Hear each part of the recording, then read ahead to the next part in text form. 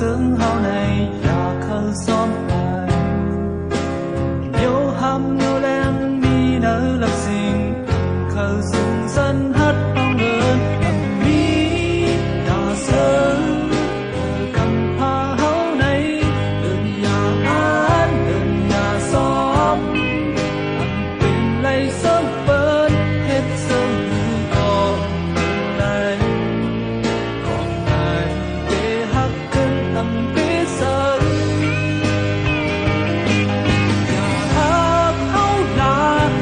người nhà mong mong hao là nhà cần khâu mà nâng qua kê lẹt mây âm mi hồn nhà cần nhà mây xóm hao là lần lấy tốt năm ta đột nước hoa và non hao lúc cầm mơ khưng hụp hai lăng dài hít mơ đuôi trăng lệ quay qua hậu hết ăn đi xăm ơn quán sát lăng thét xóm gió hàng ngân khăm thằng mi bỏ sương này cả giờ cờ bên xóm hết này thằng mi cả sớm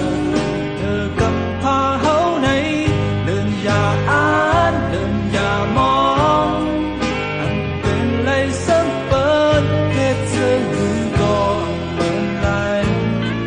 còn lại để hát cơn thầm biết giờ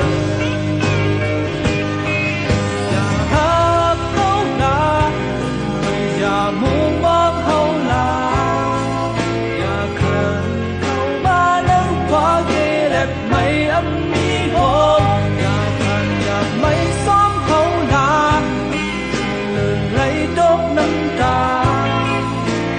đốt nơi hoa và non hấu trời nằm xì quay hấu quay là nhà sự phù lát lòng hấu dấu là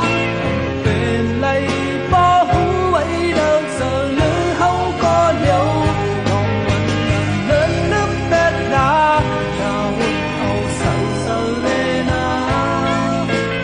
trước khang lấy dù hôm đó lên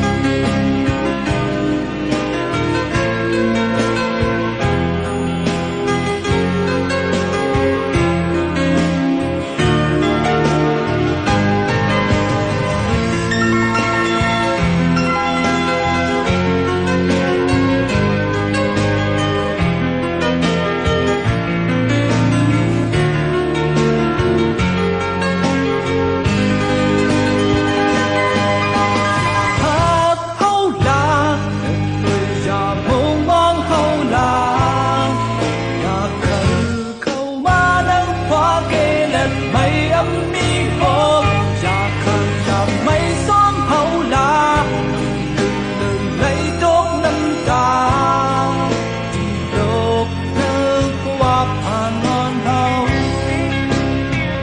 trời lặng xì quay hấu quay là nhà sự ồ lát lòng hấu dấu là tình lấy bó hú ấy đơn giờ lư hấu có liều lòng quanh lần lên nước bét đá chào quần hấu sợ lên à trước khang này dù hôm nào lớn trước khang này dù hôm nào